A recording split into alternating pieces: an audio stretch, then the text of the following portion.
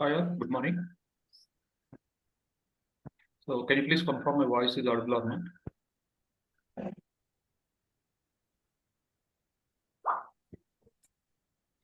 Yes, sir, it's audible. Okay, I hope my screen also visible to everyone. Yes, sir. Okay. Okay, so as session, we discussed about data warehousing architecture, and we discussed about types of data warehousing architectures. And in this process, we discussed about what is the data mart, and we discussed about what is the top-down approach and what is the bottom-up approach. And we started discussing about ER modeling, and we discussed about dimensional modeling.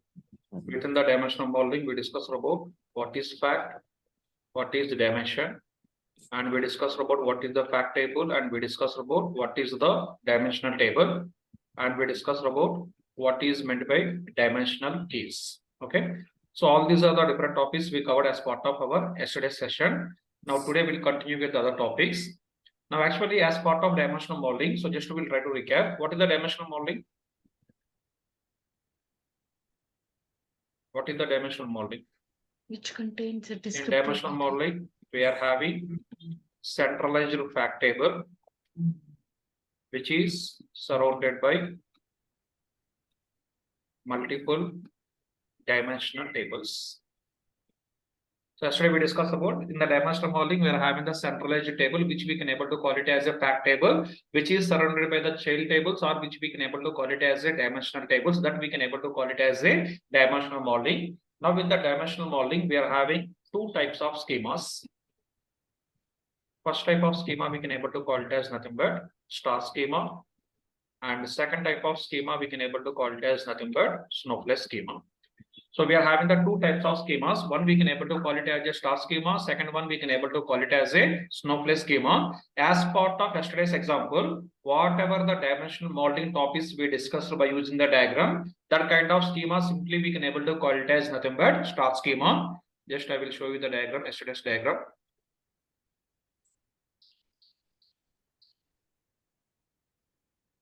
Okay.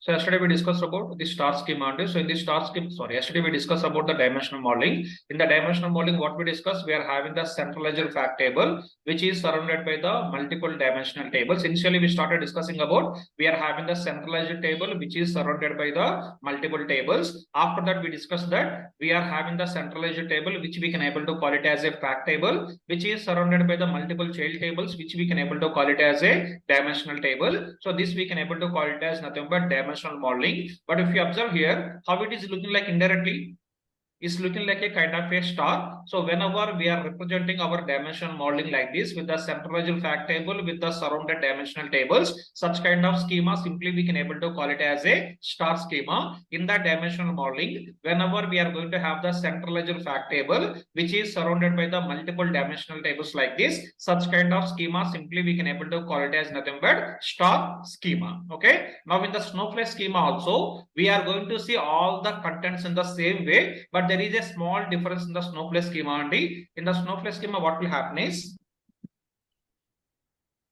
we will see some dimensional tables.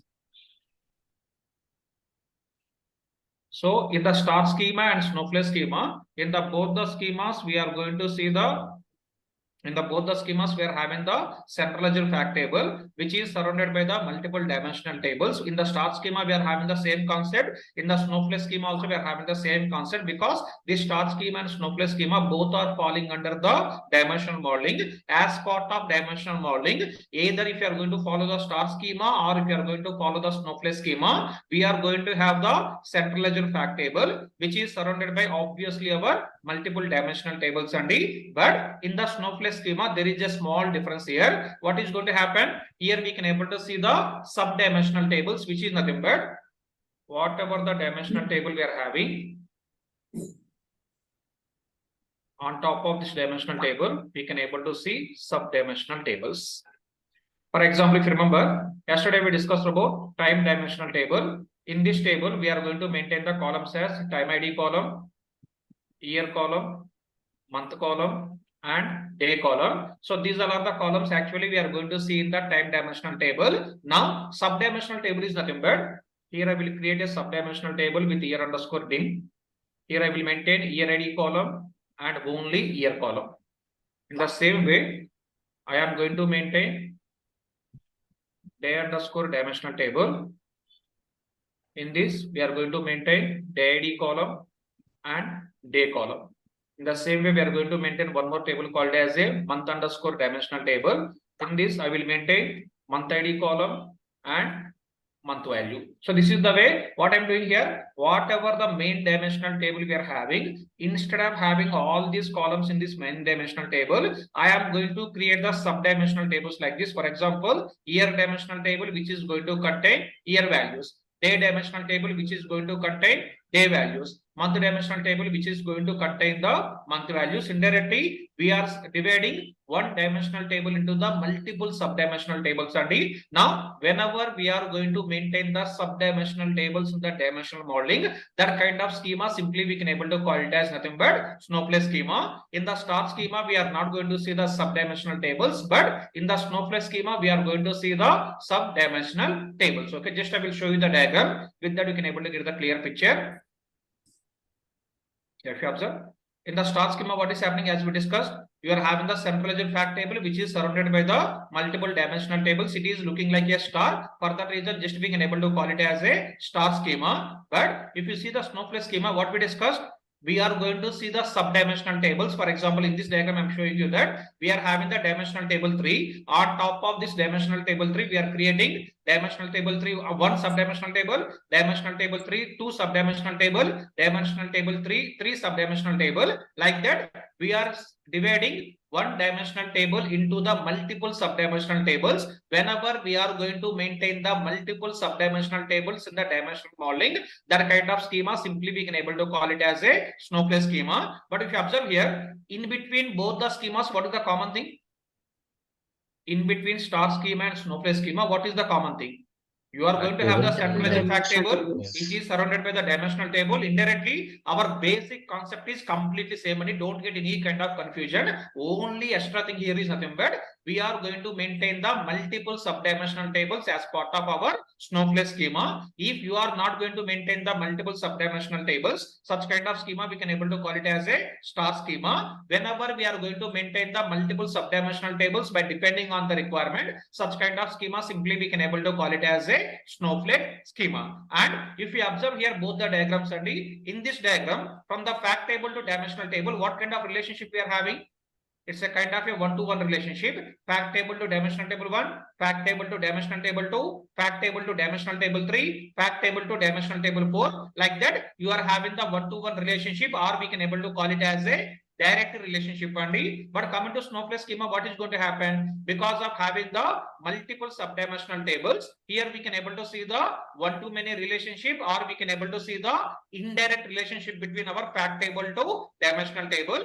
These are few differences we can able to tell between the star schema and snowflake schema. In the star schema, we are having the one-to-one relationship or we are having the direct relationship. But coming to snowflake schema, we are going to see the one-to-many relationship because of having the more dimensional tables and because of having the sub-dimensional tables. At the same time, here we can able to see the indirect relationship. But coming to star schema, we are going to see the direct relationship only. And in the star schema, are we going to maintain the sub-dimensional tables? No. In the snowflake schema, we are going to maintain the sub-dimensional tables. These are the differences we can able to give between the star schema and snowflake schema. I will type here.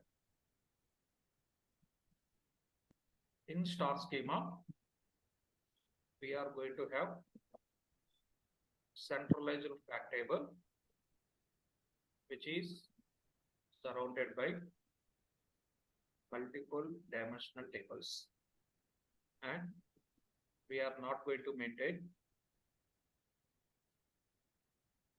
any sub-dimensional tables.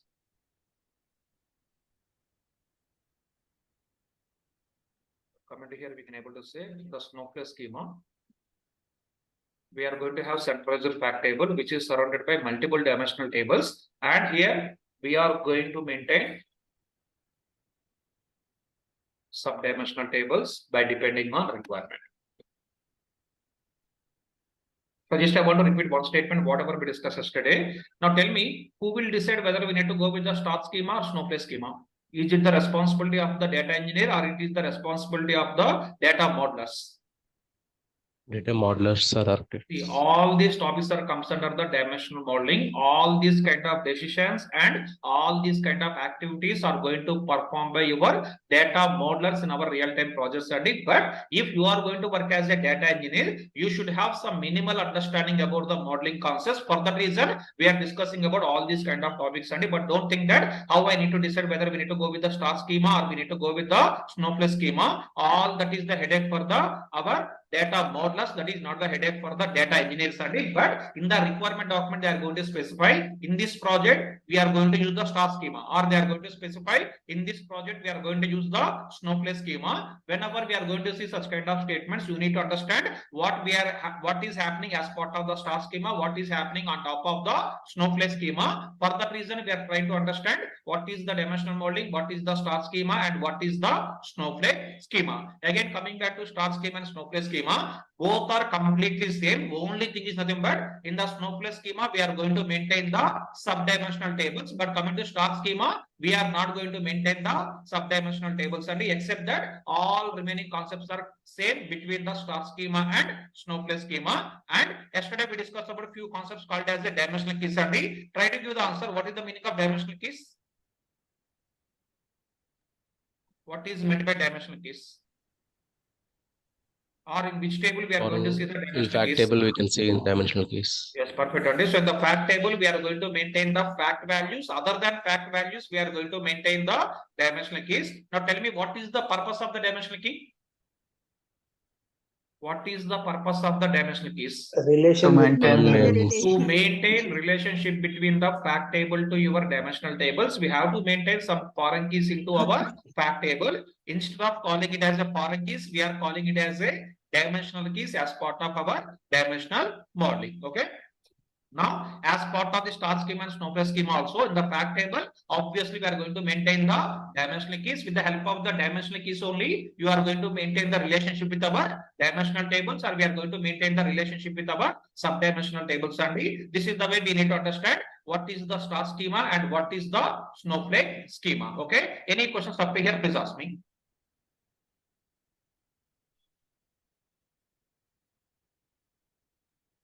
Sir, in few use cases, we found that result summary, right?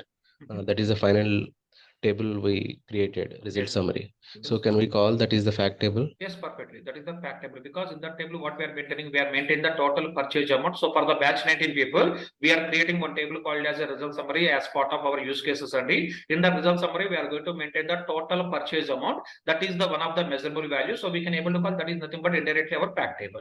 But in that table, we are not maintaining any dimensional keys, but generally we are going to maintain the dimensional keys on top of the fact table. In that use case, we are not maintaining any kind of dimensional keys on the fact table. But because of having the fact values, we can able to call the table is nothing but our fact table. Yes, sir. Thank you. Okay. Yeah. Now we'll try to understand what are the different types of dimensional tables we are having. So we are having the different types of dimensional tables, and the first type of dimensional table we can able to call it as nothing but conformed dimensional tables. We'll go one by one. So first we'll try to understand what is the meaning of the conformed dimensional tables. Just observe here. If two fact tables are going to have relationship with same dimensional table. So yesterday we discussed about one statement. In the real-time projects, we are going to maintain the only one fact table, or we are going to see the multiple fact tables. In the real-time projects, are we going to see only single fact table, or we are going to see the multiple fact tables? Multiple. Obviously, we are going to see the multiple fact tables. And here I am given the statement like this: when you are going to maintain the multiple fact tables, if two fact tables are going to have relationship with same dimensional table, such kind of dimensional table, we can call it as conformed dimensional table. If two fact tables are going to have relationship with the same dimensional table, such kind of dimensional tables we can able to call it as nothing but conformed dimensional tables. And just I will show you one example, you can get a clear picture. You see here. So here I am having the fact table 1 surrounded by multiple dimensional tables. Here I am having, for example, second fact table. It is also surrounded by multiple dimensional tables. And now if you observe here, fact table 1 is having relationship with the dimensional table 1. And fact table 2 also having the relationship with the dimensional table 1. Indirectly, we are having the two different fact tables in my project, for example. Now, these two fact tables are having relationship with the same dimensional table. Fact table 1 having relationship with the dimensional table 1. Fact table 2 also having the relationship with the dimensional table 1. So in this situation, whatever the dimensional table we are using commonly between the both the fact tables and such kind of dimensional table, simply we can able to call it as a conformed dimensional table. Now you tell me, can we be able to call D2 dimensional table 2 as a conformed dimensional table? Can we call dimensional table 2 as a conformed dimensional table? No. Obviously no, because fact table 1 having the relationship with the dimensional table 2, but fact table 2 is not having any relationship with the dimensional table 2 only. For that reason, you cannot able to call dimensional table 2 as a conformed dimensional table. For example, just I'm doing small modification. Now see, fact table 1 having the relationship with the dimensional table 4. Fact table 2 also having the relationship with the dimensional table 4. Now what we can able to call the dimensional table 4?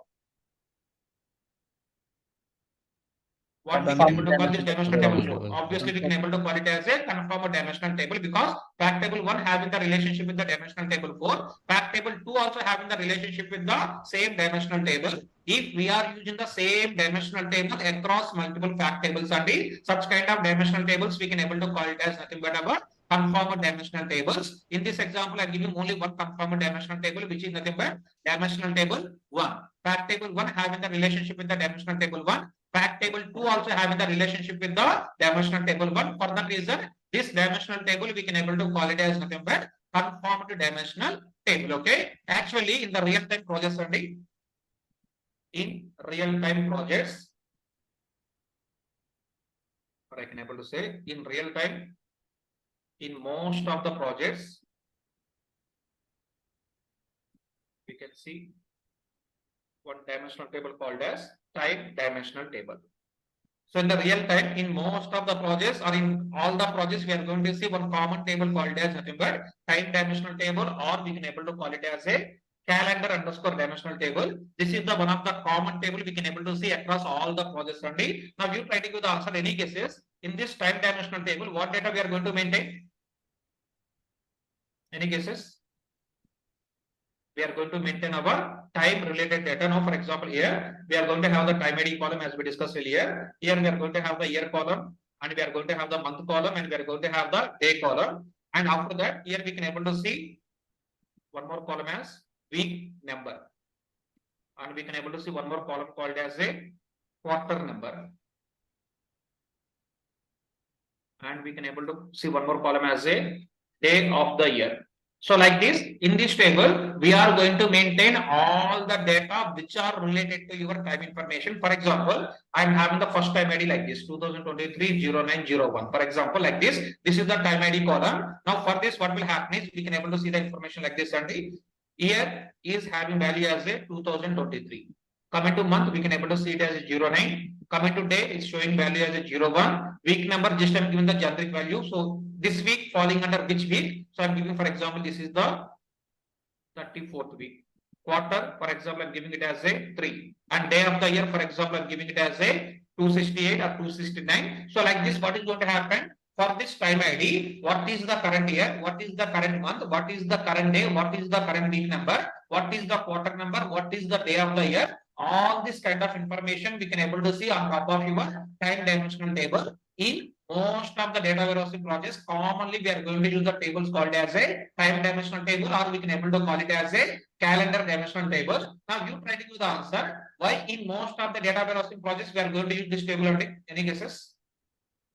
Why in most of the data warehousing projects we are going to use this table as a common table?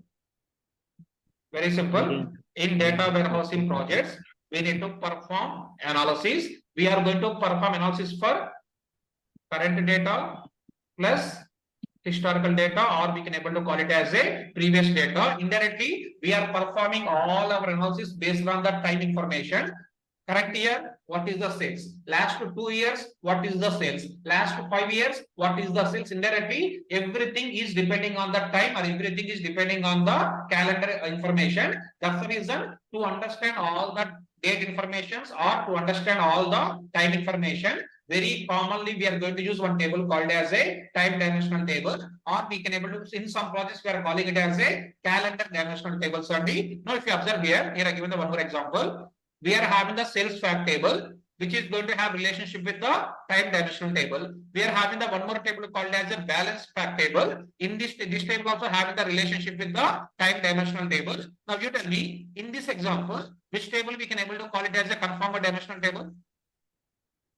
In this example, in the second example, sales fact table is having relationship with the time dimensional table. Balance fact table is also having the relationship with the time dimensional table. Now, in this example, which table we can able to call it as a conformer dimensional table? Time dimension. Obviously, our time dimensional table, because both the fact tables are having the relationship with the same time dimensional table. That's the reason this time dimensional table simply we can able to call it as a conformer dimensional table. Now, actually, what will happen is in the real time, in the requirement document, they are going to specify this table will act as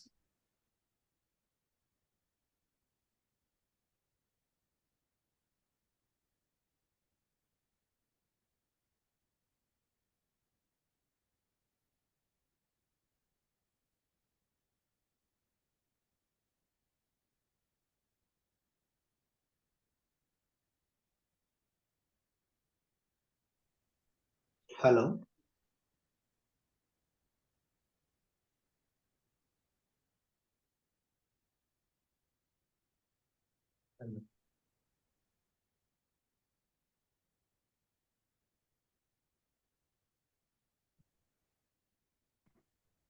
Hello.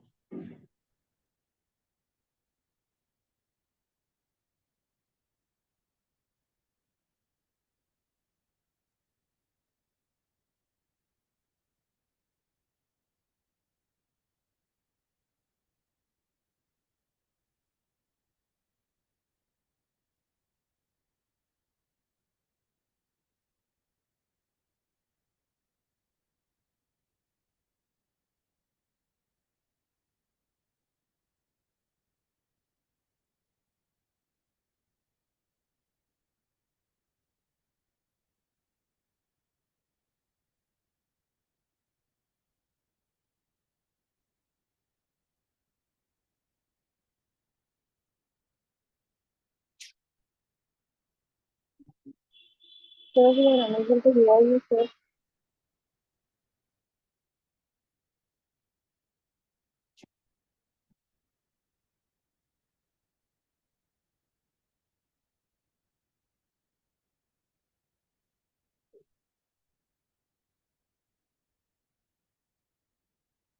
My voice is audible now? Yes, sir. Yes, sir. Okay, sorry, again power cut here, and so for the reason I got disconnected. Yeah, we'll continue. Okay, so we are discussing about here. So in this example, whatever the previous example I'm showing you. So in this example, this time dimensional table is going to act as a conform dimensional table. Now with the real time process, what will happen is in the requirement document, they are going to specify this table will act as a conform dimensional table. By seeing the statement, what we need to understand? By seeing the statement, what we need to understand? Whatever the table, they are calling it as a conformal dimensional table. By seeing the statement, we need to understand, okay, this table is going to have relationship with the multiple fact tables. That is the thing we need to understand by seeing such kind of statements on our requirement documents. And for that reason only, just we are discussing about all the different types of our dimensional tables. So conformal dimensional table is nothing but if two fact tables are going to have relationship with the same dimensional table, such kind of dimensional table simply we can able to call it as a conformal dimensional tables. Okay, in the same way, we are going to have the one more type of dimensional table called as a junk dimensional table. We are going to have one more type of dimensional table called as a junk dimensional table. In the name only you can able to see the answer, and we can able to say if a dimensional table is going to contain all junk values, such kind of dimensional table we can call it as junk dimensional table. In a particular dimensional table, if we are going to maintain kind of the junk values and such kind of dimensional table, simply we can able to call it as a junk dimensional table. We'll see one example. With that, we can able to get the clear picture. What is the meaning of junk dimensional table? If you see here we are going to maintain one table called as, for example, sales underscore fact table. In this fact table, we are going to maintain the product ID, location ID, time ID. As we discussed earlier, all these columns are going to act as a dimensional keys, and the product ID, location ID, time ID. All these columns are going to act as a dimensional keys, and we are having the sales column, which is nothing but our fact value, or we can able to call it as a measurement value. In the fact table, we are going to maintain the dimensional keys. At the same time, we are going to maintain the measurement values, which we can able to call it as a fact value. This table we are calling it as a fact table. In this example, I am using the fact table called as nothing but sales underscore fact table. Okay, now my requirement is in this table I want to maintain the two more indicator columns, and in the same fact table I want to maintain the indicator columns like indicator 1 column and indicator 2 column. Indicator 1 is representing whether product is available in the company or not. If product is available in the company, then we need to give the value as a Y. If product is not available in the company, then I want to give the value as a N. So that is the way we are maintaining one indicator column called as a indicator 1 column. In this column, we are representing if product is available, we are giving the value as a Y. If product is not available, we are going to give the value as a N. In the same way, we are going to maintain one more column called as a indicator 2 column, and in this indicator 2 column, we are going to maintain the information for discount availability. If discount is available, we are given the value as a Y. If discount is not available, then we are going to give the value as a N. So this is the way, by using these two indicators, I want to represent whether product is available or not. At the same time, I need to maintain discount is available or not. Now that is the data we are maintaining on top of your fact table. Now you tell me, if you are going to maintain this kind of data in the fact table, what is going to happen? Any guesses? If you are going to maintain these kind of indicator columns on top of the fact table, what will happen? What is the purpose of the fact table? To maintain the fact values and to maintain the dimensional keys and D. But tell me, this indicator 1 and indicator 2, these two columns are comes under the dimensional keys, or these two columns are comes under the measurement, or these two columns are falling into any other category? Any guesses? This indicator 1 column and indicator 2 column, whether these are falling under the dimensional keys, or these are falling under the measurable columns, or these two columns are falling into any other category? Simply we can able to say these two columns are not at all related to our dimensional keys, and at the same time these two columns are not at all related to the our fact value. Indirectly, our requirement is we need to maintain the indicator columns. But instead of maintaining these indicator columns in the fact table, what we have to do here is we need to maintain these kind of indicator columns into our dimensional tables only. Instead of maintaining these kind of indicator columns in the fact table, we need to maintain all these kind of indicator columns into the dimensional table. Now tell me, if you are going to maintain the two indicator columns, how many possibilities we can able to see for both the indicator columns? How many possible values we can able to see? Either both can be y and y, or both can be n and n. Otherwise, one is y, one is n, and other one is n and one is y, and indirectly total we can able to see the four possible scenarios on top of your both the indicator columns. For that reason, I will create a separate dimensional table. In that dimensional table, I will maintain all the indicator columns. Here in this example, you are going to maintain the 4 records only. For every record, I am going to maintain the ID column. Here I will give the ID values as simply 1, 2, 3, and 4. Now, after maintaining this dimensional table, what I will do here is, in this fact table, just I will add a column called as a ID column. Now, this ID column is going to act as a foreign key. Now, for this ID column, what is the primary key? In this dimensional table, we are maintaining this ID column as a primary key. With that, we can able to understand what is the product availability for 101, what is the product availability for 102.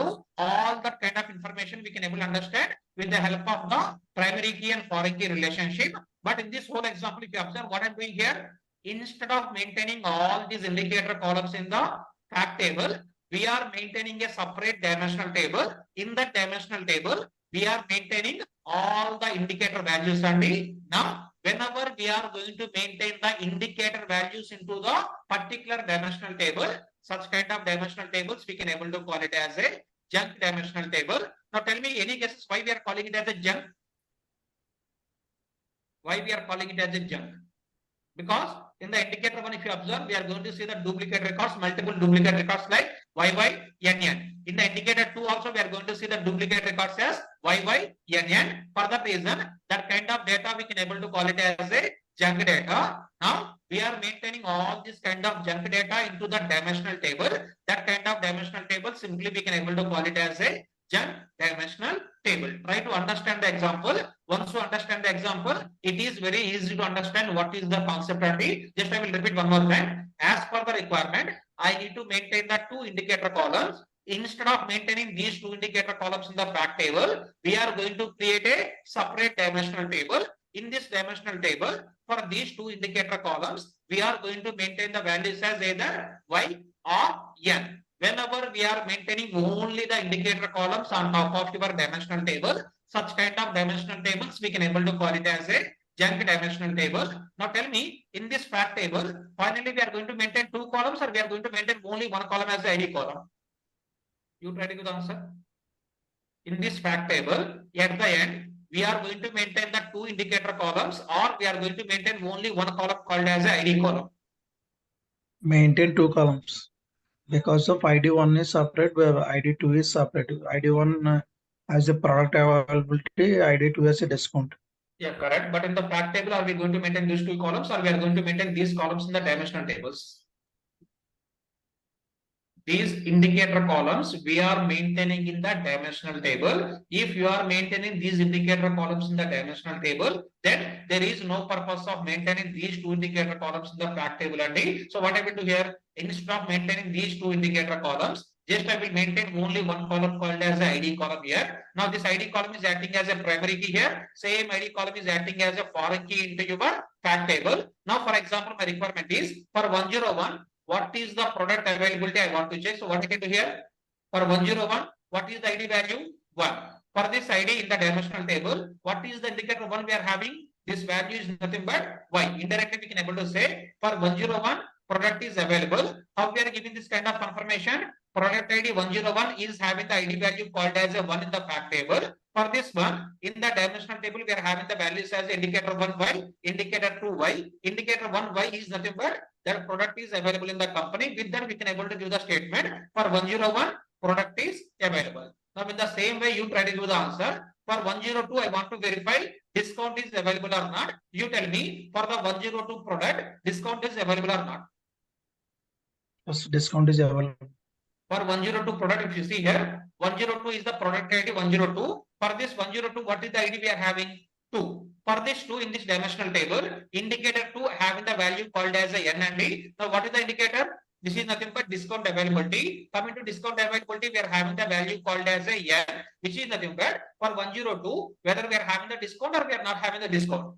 We are not having the discount. Indirectly, by using this ID column, we are going to maintain the relationship between the fact table and dimensional table. With that information, you can able to understand whether product is available or not. At the same time, you can able to understand whether discount is available or not. But in this whole example, instead of maintaining indicator columns in the fact table, we are maintaining all the indicator columns into our dimensional table. Just for representation, I given these columns in the red color, which is nothing but these 2 columns we are not maintaining in the fact table. These columns we are going to maintain in the table called as a dimensional table only. Whenever a dimensional table is going to contain all the indicator values, such kind of table simply we can able to call it as a junk dimensional table. Okay. Any question on top of this example? Again, please ask me here. Very simple. Just I'm making it as a complicated by giving multiple examples only. But if you want to understand in the very simplified fashion, we can able to say if your dimensional table is going to contain all the indicator values, such kind of table simply we can able to call it as a junk dimensional table. But if I'm giving directly the statement, you cannot able to understand how we are using the junk dimensional tables in the real time. That's the reason. Just I taken one example called as a sales fact table and dimensional table. With that, I am trying to explain how we are calling it as a junk dimensional tables in our real time process. Okay. Now, for example, in the requirement document, they are going to inform that this x underscore dimensional table will act as junk dimensional table in our project. By seeing the statement, what we need to understand? In the requirement document, simply they are giving the statement. This dimensional table is going to act as a junk dimensional table in our project. By seeing the statement, what you need to understand? We need to understand in this x underscore dimensional table, we are going to maintain the junk values, which are nothing but we are going to maintain all the indicator values into the table called as a x underscore dimensional table. For that reason, just we are discussing what is the meaning of the junk dimensional table and what is the meaning of the conformal dimensional table. Okay. Any question on this junk dimensional table? Please ask me here.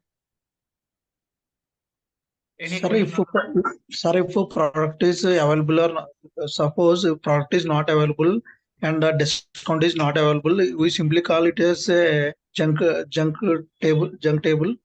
No, it's not a junk table. So how we are saying is the product is available or not by using the indicator value as either Y or N. And how we are representing discount is available or not by using Y or N. So indirectly, all these values we can able to call it as a indicator values only. For a indicator column, what will happen? Either you can able to see the values as a Y or we can able to see the value as a N. Now, if you are maintaining all these kind of indicator columns into the separate dimensional table, that kind of dimensional table only we can able to call it as a junk dimensional table. Is it clear? Okay, sir. Okay. Any other questions? Okay.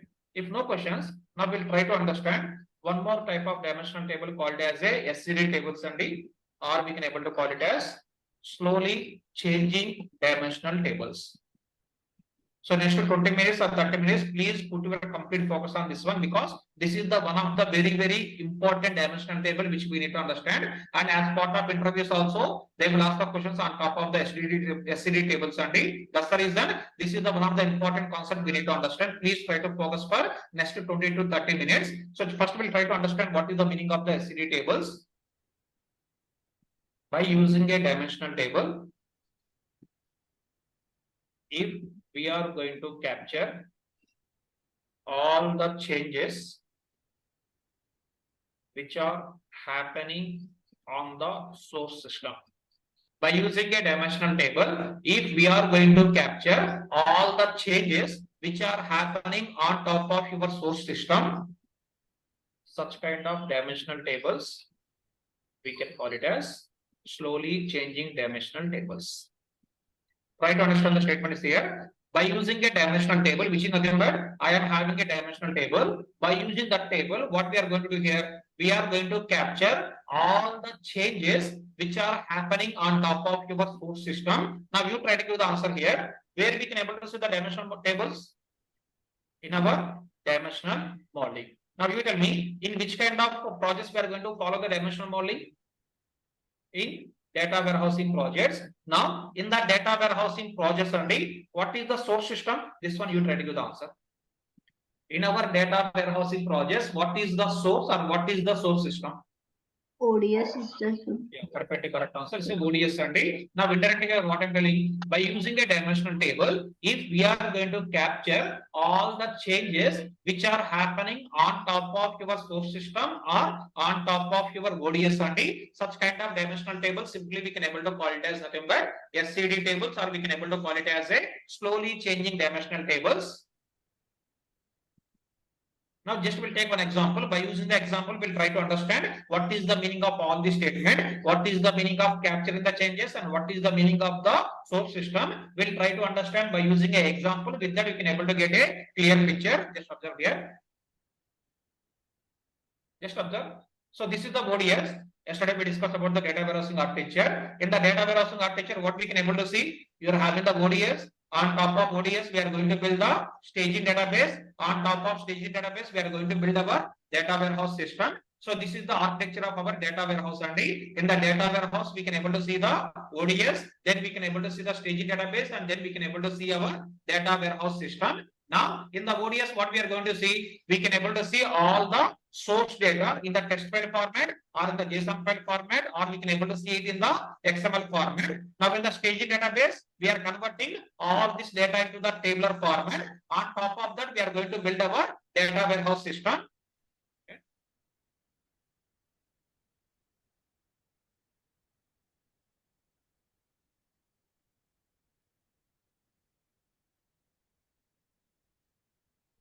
Now, in the ODS, on the day one, so we are having a file called as the e.text file. On day one, in this file, we are having total 3 records like this: EID column, ename column, and location column. And we are having the values as EID 123, ename ABC, and location showing it as a Hyderabad, Chennai, and Vizag. Now, what we will do here on the day one, whatever the data we are getting in the ODS, that data we are loading into our staging database in the table called as, for example, stg_env table. In this table, I am loading all these values on day one. Coming to day one, how many records we are getting? We are getting only 3 records only. So we are loading only those 3 records on top of your staging table. Now, whatever the data we are loading in the staging table, I am loading all the data into my data warehouse system table. In the data warehouse, for example, we are having the dimensional table called as a EMP dimensional table. In this table, we are loading all this data as is, which is nothing but on day one, we loaded the data from the ODS to staging and staging to our data warehouse system. This is for day one. Now, coming to day 2, again we are getting the data in the day 2 in the e.text file only. Now, coming to second day, in this e.text file, again we are going to get the 3 records. But if you observe here, out of these 3 records, which records are new employee IDs, which records are the existing employee IDs? Try to do the answer. Coming to day 2, whatever the data we are getting, by seeing this data, you try to give the answer. Compared to day 1, which employee IDs are new and which employee IDs are the existing values? 4, 5 are the new. 4 One and is 5 are the new One employee is IDs, and 1 is existing. nothing but it's the existing value. Now, what we need to do here? We need to load the data from the this e.text file to the staging table on the day 2 only. Now, as we discussed earlier, or as we discussed yesterday, coming to day 2, in the staging database, we are going to load the data. But yesterday I given one statement. Staging database is always is a Maintaining truncate current and reload only. Staging database is nothing but always truncate and reload, or we can able to say every time we are going to perform delete and reload operation. On top of staging database, every time we are going to perform the truncate and reload, or we can able to call it as a delete and reload operation. What is the meaning of delete and reload? Coming to day 2, I will delete all these records. Just I am giving it in the red color for understanding. I am deleting all the records. Just I am representing it in the red color. Now coming to second day, we are getting only 3 records on top of your file. We will load only these records here. 4, 5, 1, D, E, A.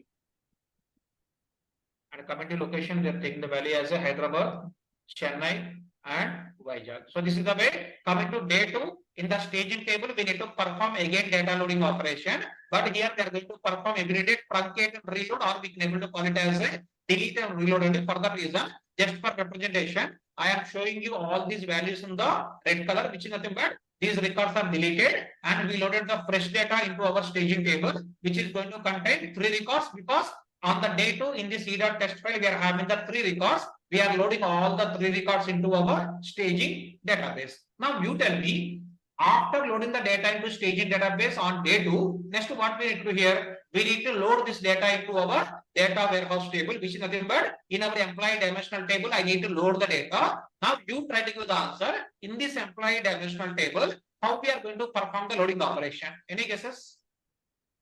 First question, are we going to delete this data, or we are going to maintain this data as is in the employee dimensional table? We need to maintain the data. We need to maintain the data. What's the reason? In the data warehousing tables, we have to maintain the current data plus historical data, because we are going to perform the analysis on top of your data warehouse tables only. For that reason, here we are not deleting the old records only, but here what we need to do, coming to day 2, whatever the records we are getting, we need to load all these records on top of your dimensional table. Now you tell me, for this 4 and 5, these are the new records or these are the existing records in the dimensional tables? New records. These 2 are the new records. For the reason, directly I am going to load this data as is into my employee dimensional table. These 2 records we are loading directly on top of our employee dimensional table. But what about this record? You try to give the answer now. Coming to 1, is it an existing record or is it a new record? Coming It to should be 1, updated. this is the existing record on top of your employee dimensional table. But if it is the existing record, why this record is coming one more time? If you observe, coming to location, for example, he transferred from the Hyderabad to Vizag location. That's the reason source system sending this data one more time only. Now with this data, we are having the location value called as a Vizag, which is nothing but in the dimensional table. Already we are having the value called as a 1. For this value, we are having the location called as a Hyderabad. Now what we have to do here is, I will update this value from Hyderabad to location. So Hyderabad to Vizag. I am updating this value from Hyderabad to Vizag only for understanding. I am giving Hyderabad value in the red color, which is nothing but for this record, we are not performing the insert operation. What we are doing here, we are performing the update operation. Day 1, it is having the value as a Hyderabad. But coming to day 2 load, what we are doing here, we are converting this value from the Hyderabad to Vizag only. This is the way what we are doing here. We are loading the data from the ODS to staging and staging to our data warehouse system. Now in the same way, you try to give the answer. Coming to day 3, what will happen? Coming to day 3, if you observe, in the e.test file, how many records we are getting in the ODS on the day 3?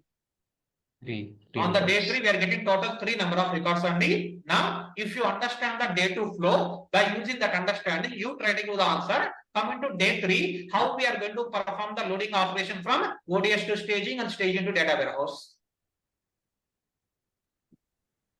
First question, from the ODS to staging, whenever we are going to perform the loading operation, what we have to do here?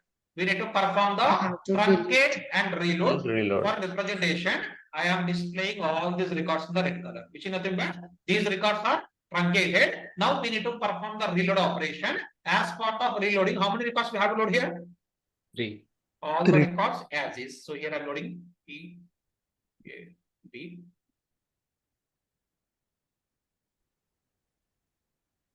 And coming to location, we are loading it as a Hyderabad and Chennai and Vizag. So this is the way what we are doing here. Coming to day 3, we truncated the previous records, or we deleted the previous records, or we loaded the only fresh data. Now coming to day 3, we need to perform the data loading operations from the staging database to our data warehousing table. Now you tell me, in this table, how many records we need to insert, how many records we need to update? No any inserted. Records we need to update, and 1 record need to Just only update. insert. Only 1 record we need to update.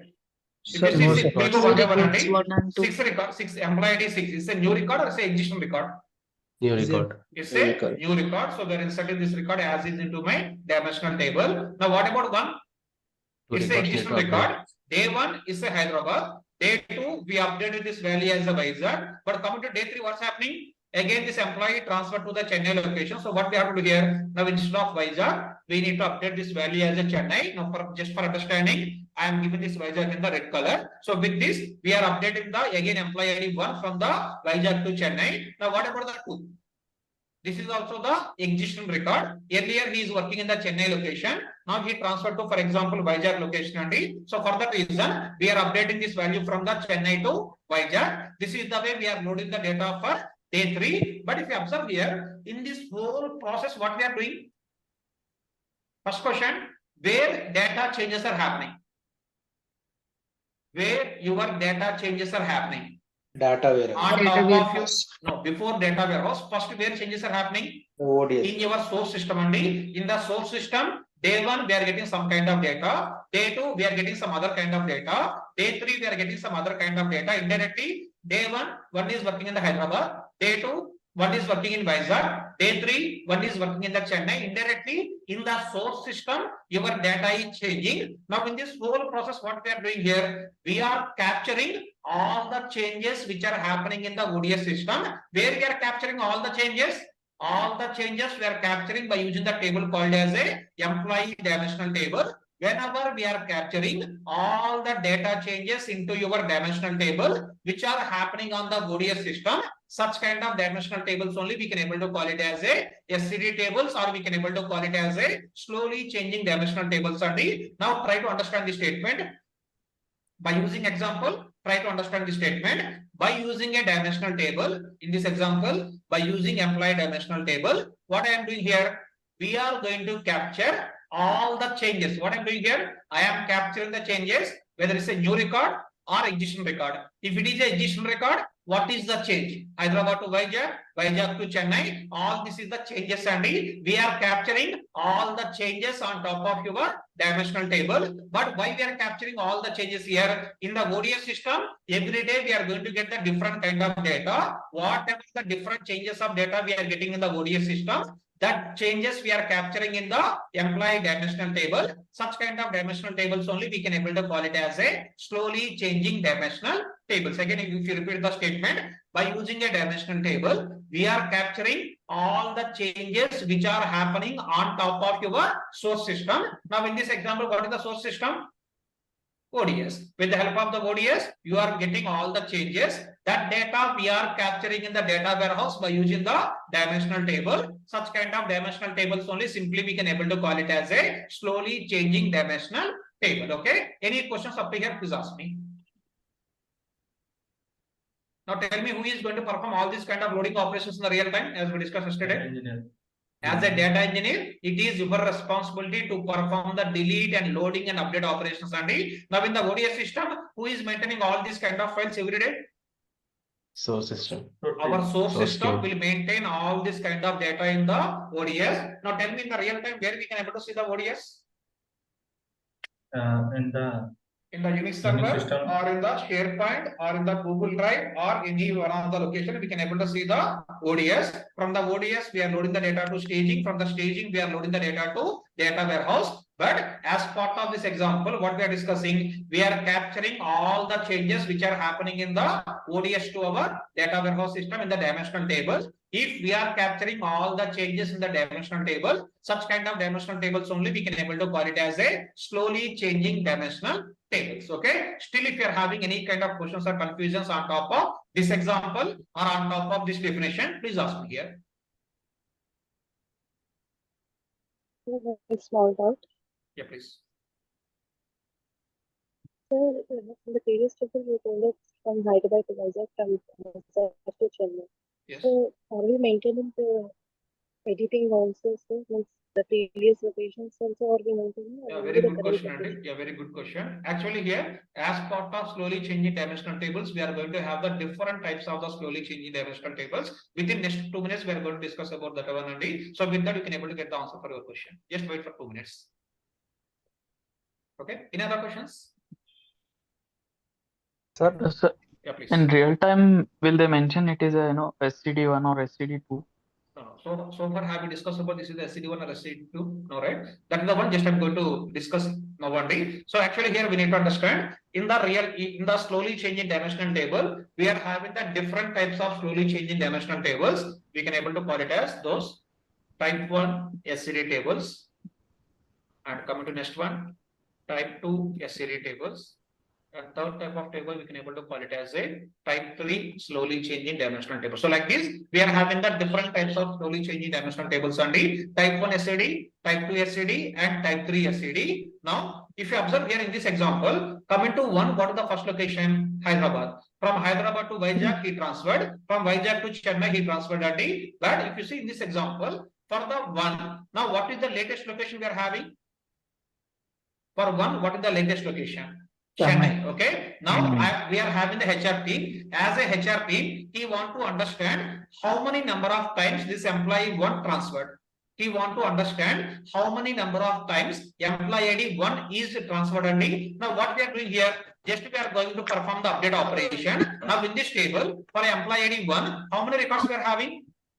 We are having only one record. If you are going to have the only one record, how we can able to understand how many number of times this employee got transferred? Can we able to understand?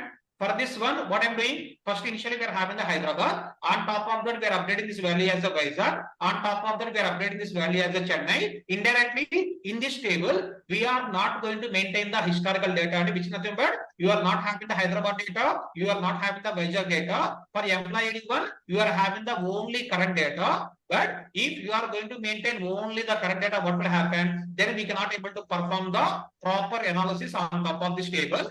But as per the requirement, whenever we are going to maintain only the current data in the SCD table, such kind of tables only we can able to call it as a type 1 SCD tables only. Just form like this. As per the requirement, in slowly changing dimensional tables, if we are going to maintain only current data, if we are going to maintain only current data, such kind of tables we can call it as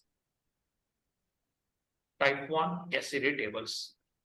In the slowly changing dimensional table, if we are going to capture only the current data information, such kind of tables only we can able to call it as a type 1 SCD tables only. Now what is the meaning of current data? Coming to one, what is the current location? Chennai. Now in this table, we are maintaining the only current location. We are not maintaining the previous location for Hyderabad and Vizag, just as representing that in the red color. Indirectly in this table, we are going to maintain the only current location of employee ID one, which is Chennai. Now coming to two, what is the current location? Vizag. We are not going to maintain the history location. We are maintaining only the current location. Whenever we are capturing the changes, by considering only the current records only, such kind of dimensional tables we can able to call it as a type 1 slowly changing dimensional table. That is the definition. But what is the disadvantage of the type 1 SCD tables?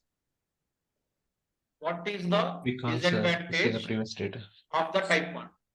Here, because of not maintaining historical data, we cannot able to perform proper analysis. Now, as for our example, HR person want to do some kind of analysis on the employee one. He want to understand how many number of times this employee got transferred, but we are having the only current location. By seeing the current location, we cannot able to find out what is his previous location. Indirectly, on top of this table, my HR team cannot able to perform any kind of analysis only. That is the disadvantage on top of your type 1 SCD table. But forget about the disadvantage. Try to understand what is the meaning of the type 1 SCD table. And here we are capturing all the changes which are happening on top of your source system. But as part of doing this capturing, we are maintaining the only current data. If you are maintaining the only current data in the dimensional table, such kind of dimensional table, simply we can able to call it as a type 1 slowly changing dimensional table. Okay. Any questions up to here? Please ask me.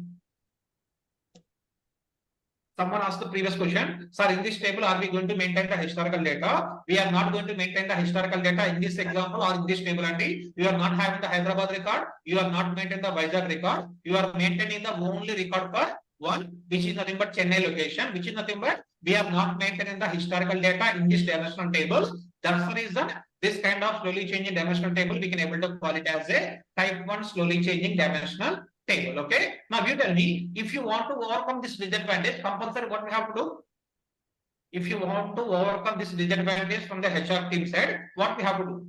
We need to maintain current data and also we have to maintain the historical data only. Now we can able to say, as per the requirement, in SCD table, if we are going to maintain current data and also historical data, such kind of dimensional tables we can call it as type 2 slowly changing dimensional tables.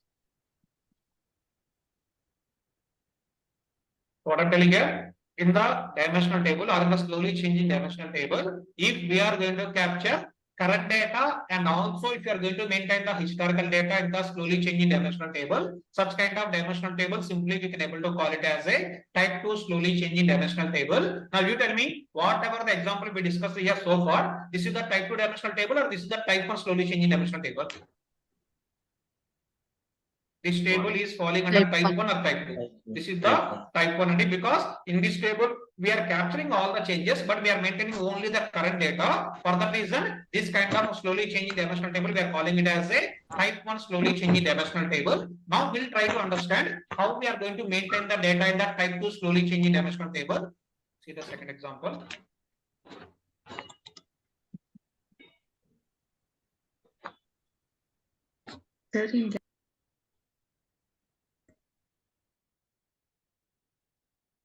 If someone is trying to ask the question, can you please continue? I muted all the people. Can you please unmute and ask the question? Sir, we are in data warehousing, in architecture in data warehousing, we are maintaining the current and previous data, right? Yeah, we have to So maintain the when we- current and historical data. historical But data. if you are, so that's the thing I'm telling you. So if you observe here, in this table, if you see coming to day 3, this is the only one record we are getting from the source. But what about this, all these 1, 2, 3, 4, 5 indirectly, what we can able to say? This 1 record or 2 record or 3 record or 4 record or 5 record, this data is loaded on the day 1 or this data is loaded on the day 2. Indirectly, you are going to have the day 1 data plus day 2 data plus day 3 data. But here we are not having the current location or we are not having the current value on it. Try to understand the statement. In this table, you are having the day 1 data, you are having the day 2 data, and also we are having the day 3 data. But we are not maintaining the current values on top of this table. That's the reason we are calling it as a type 1. Okay. But as per the definition of data warehouse, we need to maintain the current data plus historical data. Now what we are doing here, just we are discussing about the one of the type of the table called as a SCD table. In the SCD table, if we are going to maintain the only the current values, such kind of tables we are calling it as a type 1 SCD. But you tell me, as per the definition of data warehouse, in the real time, are we going to see the type 1 SCD tables or we are going to see the type 2 SCD tables in the real time projects? In the real time projects, we are going to see the type 2 SCD tables most of the time study, because in the data warehouse, obviously we have to maintain the current data plus historical data. But in which type of slowly changing dimensional table, we are going to maintain current data plus historical data in the type 2. That's the reason, if you are going to work in the real time, obviously we are going to see the type 2 slowly changing dimensional table.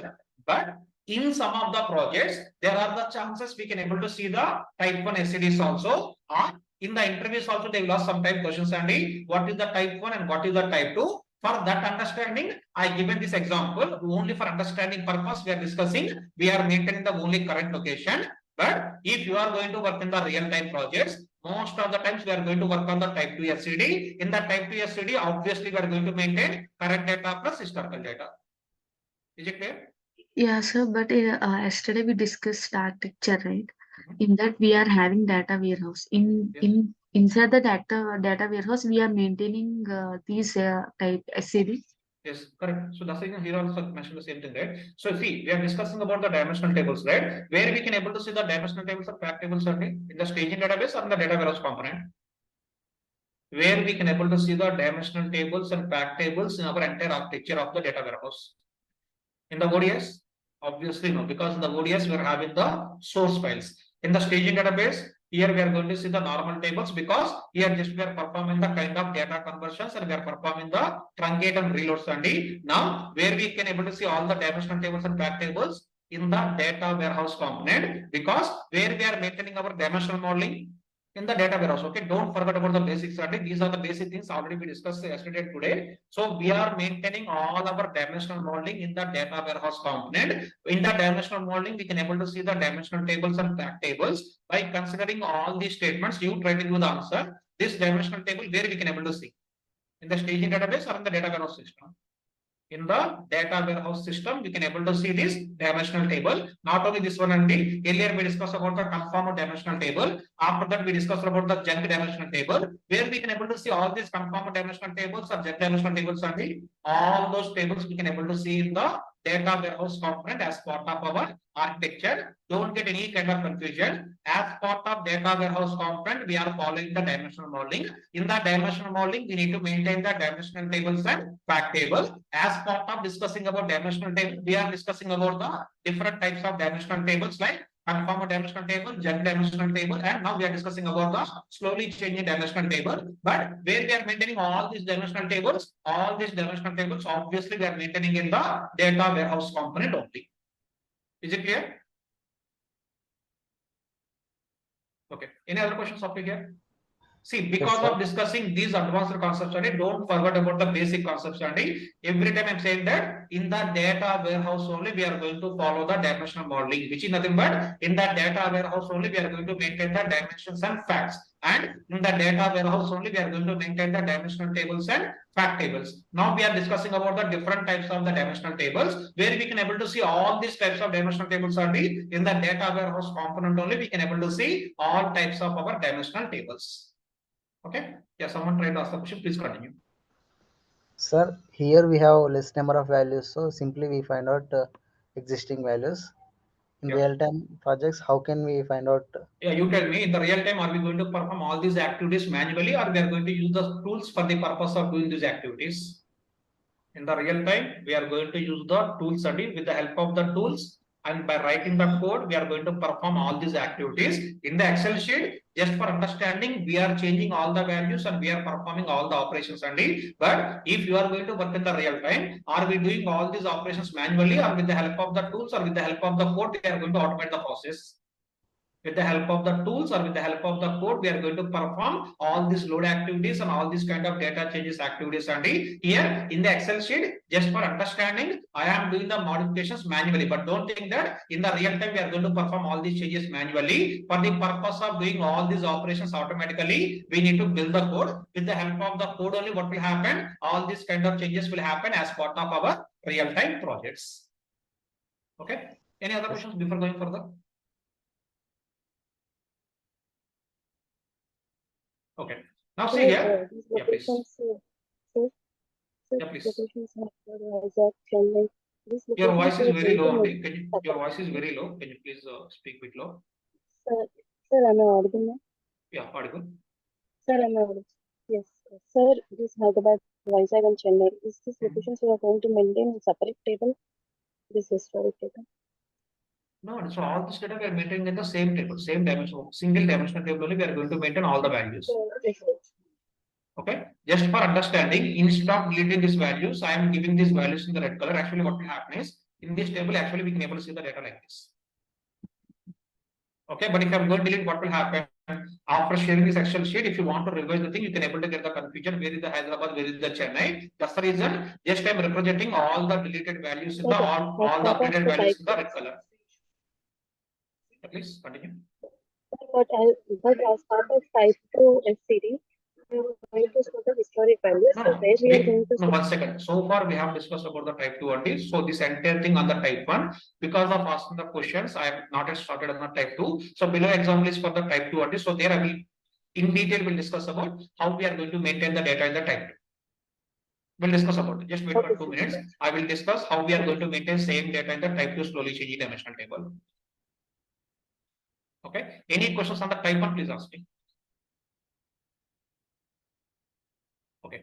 If no questions, Andy, so what you can do here is, after completion of this class, I will share this Excel sheet with you. Please perform the same operations, whatever I did in the Excel sheet as part of the class, Andy. You repeat the same operation in the Excel sheet after completion of the class. In the type 1, how data 1 data is loading, how day 2 data is loading, how day 3 data is loading. Please try to fill this information. Indirectly, whatever we discussed in the above table, same thing you have to repeat again in this table. With that, what will happen? You can able to recap or you can able to re-understand what we discussed on top of the type 1 SCD. For that reason, just I copy pasted the same tables again one more time, but I given all the values as a empty values only. After completion of the class, I will share this Excel sheet. By using this Excel sheet, you try to recap day 1, what is happening, day 2, what is happening, day 3, what is happening on top of our type 1 SCD table. With that, you can able to recap whatever we discussed as part of our today's session. Okay. Now we'll try to focus on the type 2 SCD only. As I told you, what I'm doing here in the type 2 SCD, we are going to maintain the current data plus historical data. Now we'll try to understand what is the meaning of current data and what is the meaning of the historical data, and we'll try to understand how we are going to maintain that data on top of your type 2. Now tell me, for this type 2 dimensional table also, from where we are going to get the data? From the ODS only. ODS day 1, ODS day 2, ODS day 3. We'll go one by one only. Now coming to day 1, we are going to get the data. Now this data where we are going to load? Coming to day 1, we are going to get the data. So where we are going to load this data? This data we are loading into the table called as the staging employee table. Now staging database is always truncate and reload. Now coming to day 1, we are loading the data into staging database. So we are going to load the values as a 1, 2, 3, A, B, C. Location as Hyderabad, Chennai, and Vizag. This is for day 1. Now what I will do here is we are loading the same data into the dimensional table. So this is for day 1. For day 1, there is no issue only. From the ODS, directly we are loading the data into the staging database. From the staging database, directly we are loading the data into the dimensional table. That is the day 1. Now you tell me what about day 2? From your side, ready to the answer. 4, 5 new records. Now coming to In day the 1, staging, coming we to will day do 2, what we will do replay. here, first we are going to delete all these records only, truncate and reload, or we can able to call it as a delete and reload. First I will delete all these records. After that, I will load the fresh records. Here what the records we are going to load? 4, 5, 1. And D, E, and F. Coming to second day, we are getting total 3 records only. So we are loading all those 3 records into this table. First, we are performing delete operation. On top of that, we are going to perform the data loading operation. Now, in the staging table, we are having the only 3 records only. Now, from here, I want to load the data into the dimensional table. Now, I am calling this is nothing but my type 2 slowly changing dimensional tables. What is the meaning of type 2 as per the definition? It is going to contain current data and also it is going to contain the historical data. With that statement, now tell me here in this table how we are going to load the data. Coming to 4 and 5, these 2 are the new records only. Directly we can able to load the data as is. These 2 are the new records, that is fine. But what about this record? What we need to do? We need to update the previous record or we need to insert this record again one more time. Any guesses? We need to update the employee ID 1 from Hyderabad to Vizag, or we need to insert this record one more time here. We have to insert this record one more time. Indirectly, instead of updating the previous record, what I'm doing here, I am inserting this record as again the one more record. And now if you observe here, coming to 1, what is the current location? Vizag. What is the previous location? Hyderabad. Now indirectly, like to what I'm doing here, I am going to maintain the current data plus historical data. For 1, previous location is Hyderabad. For this record showing that my current location is Vizag. This is the way in the type 2 slowly changing dimensional table. We are going to maintain the current data plus historical data. Now you tell me, are we going to maintain current data and historical data in the same table or in the different tables? Earlier someone asked the question, are we going to maintain current data and historical data in the type 2 table in the same table or in the different table? In the same table, we are going to maintain the current location. At the same time, we are going to maintain the history location. Now tell me, for 1, how many records we are having? 2 records. Because of having the 2 records, you are easily given the answer. This is the current location. This is the previous location. Now, for example, in this table, for employee ID 1, I am having the 100 records only. Then how you can able to understand which is the current record or which is the previous record? Is it possible? Here we are having the very few records. Because of the reason, easily we can able to say this is the current record, this is the previous record. Now, for example, I loaded the data for day 3, day 4, day 5 like that. I loaded the data for 100 days only. After 100 days, for employee ID 1 in this table, we are having the 50 records only. Now, out of these 50 records, I want to understand what is my current record. How I can able to understand? By Sir, saying both e-names also different, sir. A, F. It's my mistake. Okay, just I will give it as same. Time, sir. Now see here, for the purpose of overcoming this problem statement, first we'll try to understand what is the problem statement here. Problem statement is, because of having current and historical data, it would be difficult to find out what is the current record. So what is the current record? It would be difficult to find out only. So to overcome this issue, what is the solution is? We are introducing one column called as a flag indicator column. So what we are going to do here, simply we are introducing one column called as a flag indicator column. In this table, I am going to maintain one column called as a flag indicator column. By using this flag indicator column, you can able to understand whether the record is a current record or the record is a old record only. Now indirectly here, I will add one column here, which is a flag indicator. Now coming to first day, what we can able to say on day 1, this is why. This is why and this is why, because on day 1 all these are my active records only. For that reason, all these values we can able to give it as a y. Now coming to second day, these two records are we are loading it as a new value. So for that reason we are giving it as a y and y. Now you tell me, for this employee ID 1, what are the changes we need to perform in this whole table now? You tell me, any guesses? So we need to make the active flag as n for the record EID 1. Yes, correct. So see here, for Vizag location, I am given the flag indicator value as a y because this is my current location. Now for Hyderabad, what we have to do here? This value we need to change it to n. So instead of y, we are going to update this value as a n. Okay. Now with the help of the flag indicator, easily we can able to understand what is the current location of y and now for example, if you want to frame the query, what is the query we can able to prepare? Simply we can give it as select star from EMP underscore dimensional table where employee ID is equal to 1. Now you tell me, if I am given the only employee ID is equal to 1, what will happen? You will get the 2 records in the output, but my requirement is I want to get the only active record. Now what is the condition we need to apply? Flag underscore indicator is equal to y. If I'm given the flag indicator is equal to y, automatically what will happen? It will display only one record, which is nothing but that is your active location only. Because of maintaining the historical data and current data, it is difficult to differentiate what is the current record and what is the previous record. For that reason, what we are doing here, we are going to maintain one extra column called as a flag indicator column. In this flag indicator column, we are going to maintain values as y or n. Here, y representing active record, n representing inactive record or old record. That is the meaning of the y and n and d. So coming to y, for 1, Vizag is the active location. Coming to 1, Hyderabad, this is the old location, also inactive location. For that reason, this value we are giving it as a n and this value we are giving it as a y. Okay. Now in the same way, if you understood all this concept only, now you try to do the answer. Coming to day 3, end to end, how we are going to load the data. Try to do the answer from your side. Day 3, how we are going to perform the data load operations. First step, in the staging database, what we will do? First, Truncate you and have to insert all. Truncate and reload, which is nothing but first we are going to delete all the records. After that, we are going to perform the loading operation. Now here, how many records we are going to load? Day 3, we are getting total 6 records only. We are loading the values as simply like this.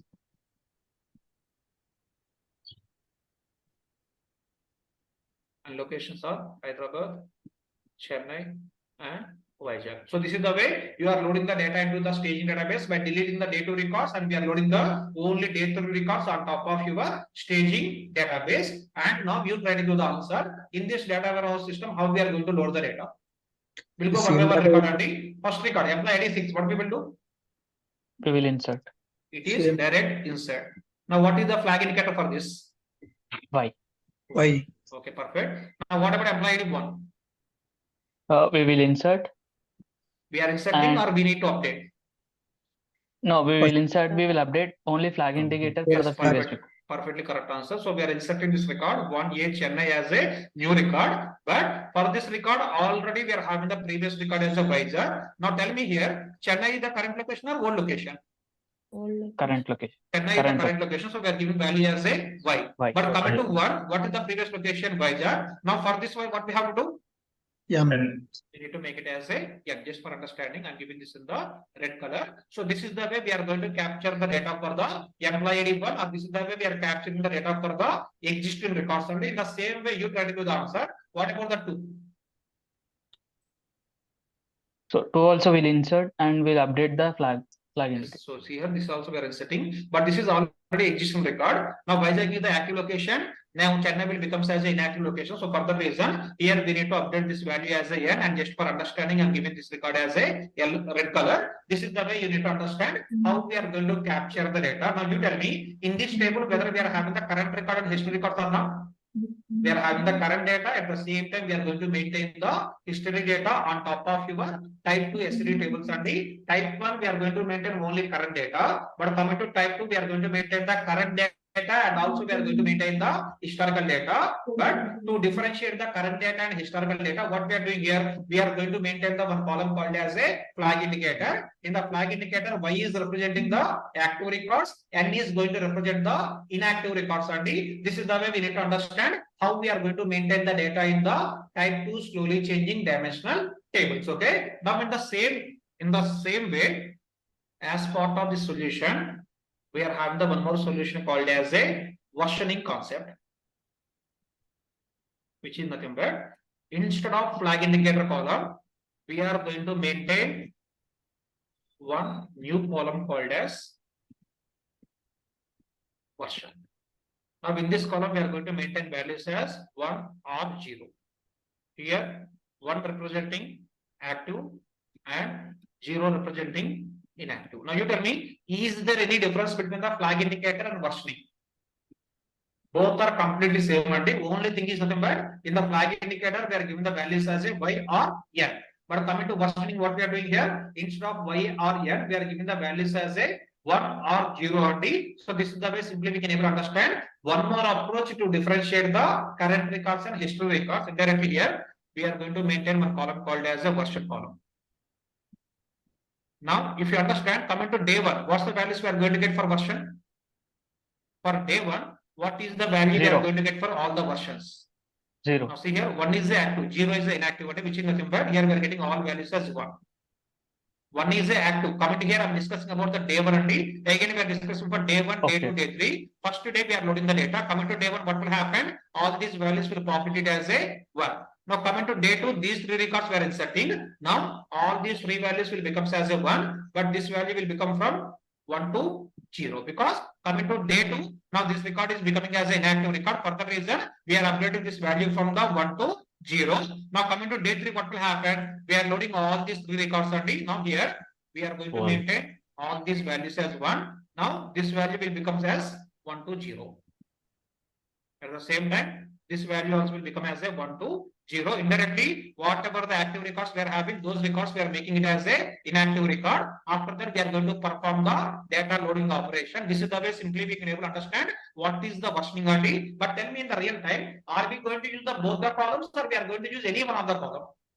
Anyone. We are going to use any one of the approach, but we are not sure in which kind of projects, what kind of columns they are going to use. For the reason, I am trying to cover all the approaches from the real-time perspective. Either we are going to maintain the flag indicator column, or we are going to maintain the versioning column only. With that, we are going to find out what is the active record and what is the inactive record. Now, other than these two options, we are having the one more option called as nothing but start date and end date. So this is the one more approach, and we are going to maintain the start date and end date columns. By using these columns also, we can able to differentiate what is the current data and what is the historical data, or we can able to call it as effective date and end date. In some projects, we are calling it as a start date and end date. In some projects, we are calling it as a effective date and end date only. This is the one more approach to understand what is the current record and what is the previous record. Indirectly here, I will give 2 columns now. start date and end date. So what we are doing here, we are going to maintain the two extra columns. If you want to differentiate what is the current record, what is the previous record, one is the start date column and other one is the end date column. Now you try to give the answer from your side, any guesses? What is the meaning of start date? What is the meaning of the end date? Start date historical. Start date is nothing but when this record is loaded. End date is nothing but when this record is updating. And that is the way we are going to capture the start date and end date. Now, for example, if you see for day one, what is the date we are having? For example, here 2017-01-01. This is the date. On this date, we are loading the data, which is nothing but I have given the start date as 2017-01-01-01-01-01. For all these three records, I am given the start date as a 2017-01-01. Now you tell me for the day one, what would be the end date? Any guesses? Default date. 10, 2017-01-10. How you can able to say 10? I am talking about only day one. Both start date and end date should be same. Both are sir. same. Okay. No, it's a so here default what will date. happen is in the No end end date, date. if there is no end date, we will give default value. What is the default value we will use in the real time is say 999 12 31. Okay, this is the default value which we are using as part of our real time process. And whenever we don't know about the end date, indirectly try to understand like this: 2017-01-01, employee ID 123 are joined. Now on the start date, can they able to find out what is their transfer date? They don't know when they are going to transfer, right? Indirectly, they don't know about the end date. And whenever we don't know about the end date, here we are going to provide the default value. What is the default value we are going to provide here? Simply we are giving it as a 9999-131. This is the default value we are going to provide. For all these three records, we are going to provide the same default value. And now you try to give the answer. What about the date? Date is nothing but, for example, 2017 January 10. What will happen here? For these records, we are giving start date is nothing but 2017-01-10. Coming to day 2, we loaded total 3 records. For all these 3 records, we are giving it as a same date value. Now, what about the end date for these 3 records? On day 2, what about the end date for these 3 records? Same 31 Same, 12. 31, Directly, 12. these are the active records, so we can give it as a 31 12 9999. That's it. Or we need to perform any other operation here. So for the record one, we need to give the. Now see, coming to after loading the data for the day 2, one is transferred from the Hyderabad to Vizag location. Now indirectly for one, you know about the end date and that end date value we need to update here. Just here I'm putting that value. So what is the end date we need to give here now? This is the date we have to provide. Just we need to update this value. So just for the space purpose, I'm giving this value in the other cell. Don't assume that we are going to maintain the one more column. And in the same column, we are updating this value from the end date to your current date. Here we have to give it as a this is the way 10/01/2017. So this is the way we need to provide the data. So indirectly, what is going to happen? Whenever a record is becoming as an inactive record, we need to make that value from default date to the updated date. That is the way you can able to understand which is the active record and which is the current record. And now you try to give the answer. For example, if I am going to maintain the start date column and end date column in this table, now if you want to find out only the active records and what is the query we need to frame? Any guesses? I am going to maintain only start date column and end date column. In that situation, if you want to find out what is the active record, what is the inactive record, or my requirement is I want to find out what is the active record of the employee ID 1, then what is the query we need to prepare? Yeah, end date is equal to 31/12/19. That's perfect. So we have to give it as a end date is equal to 31/12/9999. Because whenever we are seeing this value, that record only we can able to call it as a active record. Other than this, if you are seeing any other values only, that record we can able to call it as a inactive record. For that reason, if you are using the flag indicator, we are given the condition as a flag indicator equal to y.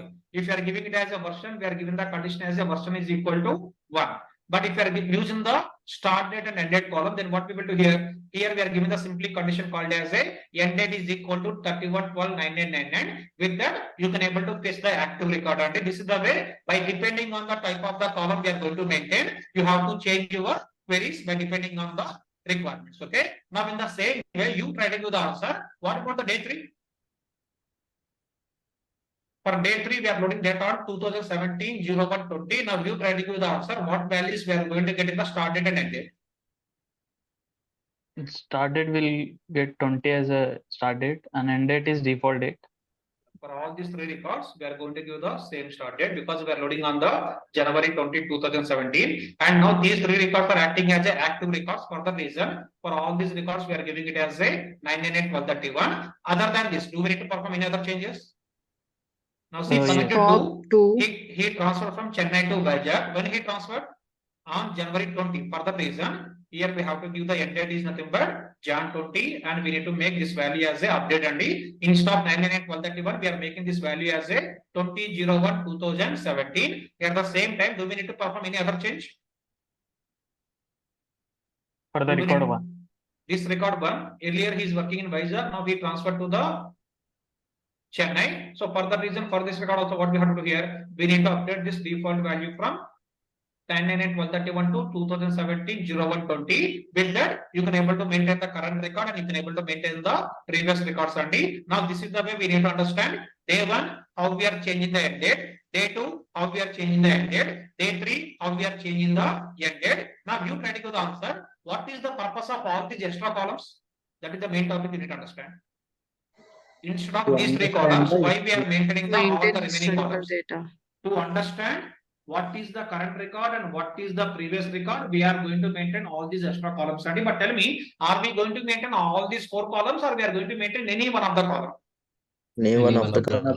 Either flag indicator or versioning, or we are going to maintain the start date and end date only. In different projects, they are going to follow the different types of the approaches. For the reason, as part of the class, we are trying to cover all the approaches only. Either flag indicator or versioning, or by using the start date and end date column, we can able to differentiate what is the current record and what is the previous record. This is the way simply we can able to understand what is the type 2 slowly changing dimensional table. Now you try to give the answer. What is the type 1 SCD? What is the type 1 SCD? It maintains only the current date. He is going to maintain only current records only. So see here, because of discussing all these advanced concepts, please don't forget about the previous concepts only. In the type 1, we are going to maintain only current data. That's the reason here no need to differentiate what is the current record, what is the previous record. But coming to type 2, what is going to happen? We are going to maintain the current data plus historical data. That's the reason we need to differentiate what is the current record and what is the previous record. To differentiate that, we are going to maintain the flag indicator, or we are going to maintain the versioning, or we are going to maintain the start date and end date columns only. This is the way we need to understand how we are going to maintain the data in the type 2 slowly changing dimensional table. One more important thing, if you observe here in this type 2 dimensional table, employee ID column is a kind of a primary key column. Primary key column should not contain the duplicate records, but if you observe in this table, employee ID column is going to contain what? 1, 1, 1. Indirectly, it is going to contain the duplicates only. Now, to overcome this issue, in the type 2 dimensional table, we are going to maintain one more column called as a surrogate key column. In this surrogate key column, we are going to maintain all the sequence values like this.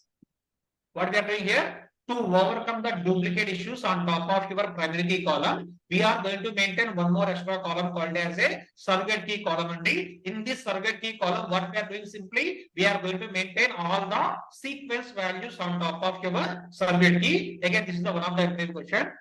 They will ask a question like this. What is the purpose of surrogate key? Simply we can able to say, in type 2 dimensional tables, because of maintaining current and historical data, we will get duplicate records in primary key column. To avoid the issue here, we are going to maintain surrogate key column by populating sequence values. So what I'm going to do here simply, we are going to add one extra column called as a surrogate key column. In this surrogate key column, we are going to populate all the sequence values. But tell me here, do we need to maintain the surrogate key column in the type 1 table? In the type 1, there is no issue with the duplicate records in the employee ID column. For that reason, no need to maintain the surrogate key columns on top of your type 1 slowly changing dimensional table. But coming to type 2, we are going to face the issue called as a duplicate issue on the EID column. To overcome that issue, what we are doing simply, we are going to maintain one extra column called as a surrogate key column. In this surrogate key column, what we are doing here, we are populating all the values as a sequence values only. This is the way end to end we need to understand what is the purpose of our type 2 slowly changing dimensional table. Okay. Now you try to give the answer here. What is the slowly changing dimensional table? That is the main topic, right? So by this time, might be you will forget about what is the slowly changing dimensional table. Try to give the answer. What is the SCD?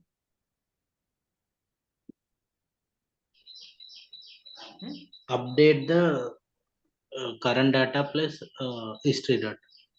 Is the definition? This was here.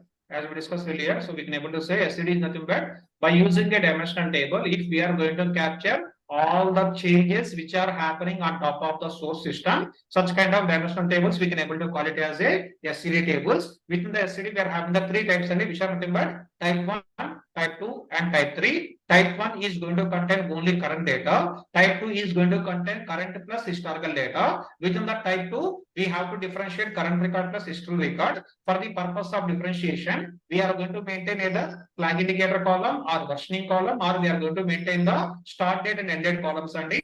In the end date column, if you don't know about the end date, then what we are doing here, we are giving the end date value called as a 999-1231. These are all the things we need to understand on top of our SCD tables.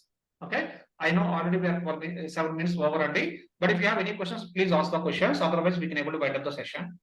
In the next session, we'll discuss about type 3, and we need to discuss about the different types of the fact tables. And so far, we are discussing types of dimensional tables. In the same way, we need to understand different types of the fact tables. That topic also will cover as part of our next session. Yeah, Sir, how to handle in the code, sir, to update the flag from Y to N or the versioning values from 1 to 0 if the record is already present? How to insert or update query I have to modify, sir? Yeah, so if it is a new record, you have to perform the insert operation. If it is the existing record, you have to perform the update operation. How you can able to find out whether that is the existing record or old record only? You need to join staging table with the data warehousing table. So for example, if 1 equal to 1, if it is a matcher record, the record is existing table, existing record. On top of that record, we are going to perform the update operation. Now, for example, if 2 is in the staging database, but this 2 is not present in the dimensional table, then what we can able to say, this is nothing but my new record. Such kind of records we are going to update. Indirectly, we need to apply the join between staging database table and dimensional table. As part of applying the join, if you are seeing the matcher records, that record we can able to call it as a existing record. On top of existing records, we need to perform the update operation. If the record is not available for such kind of records, we need to perform the insert operations. Is it clear? Merge command will come out, sir. Yeah, by using merge command, you can perform that operation. But thank you, sir. All the people don't know about the merge command. That's the reason I'm not using the merge command word only. But indirectly, I can able to say with the help of the merge or with the help of the join, you can able to perform this kind of operations. So here, surrogate key and employee ID, sir. The primary key is employee ID. So if you're adding the surrogate key, what is the? We are going to add the combination of both the columns as a primary key. So once we are going to add the surrogate key, what we are going to do here? I will add the combination of both the columns. Now, if you observe here in the combination of both the columns, do we have any duplicates? No. It's a 1-1, it's a 6-1 only. It's not a duplicate record. In the combination of both the columns, we are going to maintain the primary key. Okay. So, flag indication, versioning, started ended. Which approach is the best approach? This is the approach we are going to see in the real time. Just I will make it in the green color. In the real time projects, most of the projects are going to follow the start date and end date. But in some of the projects, we can able to see it as a flag indicator and versioning. But in most of the projects, we are going to see the start date and end date column approach. Yeah, please. Surrogate is a pseudo column. It's not a pseudo column only. It's a this column we can able to see the table. We are maintaining a separate column as a surrogate key, but in this column we are going to populate all the sequence values. It's not a pseudo column. It's a physical column only. So while creating the table, we'll give surrogate key plus employee ID as a primary key. Yes, correct. Is SQL table and this table is different, sir? See, whenever we are talking about the tables only, so that is the same tables we can able to see in the Teradata, or we can able to see in the SQL, or we can able to see in the BigQuery. Everywhere we can able to see the same tables. But in SQL, we are not using these keywords as surrogate. It's not a keyword, flag it's a indications. column. Column. Okay. Okay, and Okay, this if is we our want- column name. Indirectly, in your project, if you are going to maintain one table called as a type 2 SCD table, in that table, you are going to maintain one column called as a surrogate key column. It's not a keyword only. It's a column. This is the column name. Okay, but if I'm going to call it as a normal column, you cannot even understand. That's the reason we are giving the column name as a surrogate key, and this is the concept we are having on top of your type 2 table. In the same way, flag indicator column is a keyword, it's a kind of a column name. This is the column name we are going to maintain in the type 2 dimensional table. Now in this column, we are maintaining all these values. In the same way, version is a column name, start date is a column name, end date is a column name, and all these are the column names. Now tell me, same column names can be able to maintain in each and every database or not? SQL you can able to maintain any column, Teradata you can able to maintain any column, BigQuery you can able to maintain any column, and try to understand the concept. Okay, don't think that these are the keywords only. All these are not keywords. These are the normal column names. So these concepts are applied to SQL also? Yeah, SQL also, but tell me, are we going? So, what is the SQL? And SQL is nothing but a kind of a structured query language. We are applying the SQL on top of what? On top of your database, we are going to write the SQL queries. Now, you tell me, staging database where we are maintaining? In the database. Data warehouse where we are maintaining? In database. If you want to communicate with the database, we are going to use a language. That language only we are calling it as a SQL. And you need to ask the question like this. All these concepts are applicable for the different databases. I can able to say all these concepts are going to applicable for different databases if we are using the data warehousing projects. Is it clear? Or any questions, please ask me. Sir, in the requirement document, will they mention this surrogate key? Yeah, they will mention everything only. So whatever the points we are discussing. So for example, in your project, they are maintaining the flag indicator column. How you can able to understand in the project which approach they are following? In the requirement document, they are clearly mentioned that in this table, we are going to maintain flag indicator column to differentiate current record and history record. Or in this table, we are going to maintain the start date and end date column. For end date column, give the default value as a 99 and 1231. They will inform all this kind of information on top of your requirement document. Even surrogate key column also Nandi. In this table, this column is going to act as a surrogate key. For example, here I have given the name like this. Instead of this, I am given the name like this, x_id. Now you tell me in this table which column is going to act as a surrogate key. You cannot able to predict, right? That's the reason in the requirement document they will specify this xid column is a surrogate key in this table. Indirectly, what we need to understand in this xid column, are we going to get data from the source? No, you are going to populate all these values as a sequence values by default because this is the surrogate key. If you observe here, out of all these columns only, which column data is coming from the source? Out of all these columns, which column Employee data ID, is employee coming name, from the and source? location. Only employee ID, employee name, and location. Okay. What about the remaining columns? We Remaining we are column populate. data we need to populate. Okay, we need to populate by RN. We need to populate the start date and end date values. Indirectly, all these values are not coming from the source. Now they are given the column name called as a XID column. Now they are going to specify this column is going to act as a surrogate key. By seeing the statement, what you need to understand in this column, I need to populate the sequence values. To understand all this information, we are discussing about all these concepts as part of our classes. Indirectly, whatever the points we are discussing here, all this kind of information you are going to see in the requirement document. That's the reason only we are covering all these topics as part of our classes only. Otherwise, what will happen? If I'm not going to explain what is the type 2, what is the type 1, what is the surrogate key, what is the start date and end date, if you are going to work in the real time, by seeing the requirement document, you will get lot of confusions only. For that reason, I am trying to cover all these kind of concepts as part of our data warehousing concepts. Is it clear? Yes, sir. Yeah. Sir, every day same schema of the file come or different schema? No, Because every day we are going to get the same schema. If there is any changes in the schema, source team should have to inform to us.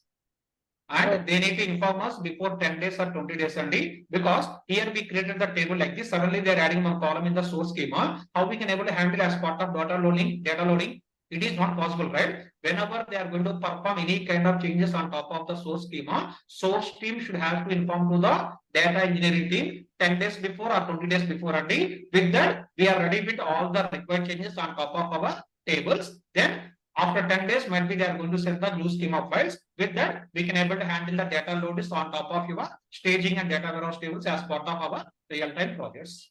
We'll use these concepts in that enhancements projects also. Yes, correct. Okay, any other questions or any confusions? Look, And just in and this just I'm repeating. section, Just I'm repeating on this. So by seeing all these things, don't get the confusion. Why I'm trying to explain all these things? Because all these are important from the real-time perspective. That's the reason I'm trying to cover all these details only. Because of discussing more details, don't get any kind of confusion. Try to understand, try to utilize all these details to get the job and to survive in the real-time projects. Yes, someone is trying to ask the question. Please continue now. in the location surrogate column, insert one empty column, sir. It seems a single table. All these are okay. You want to set one.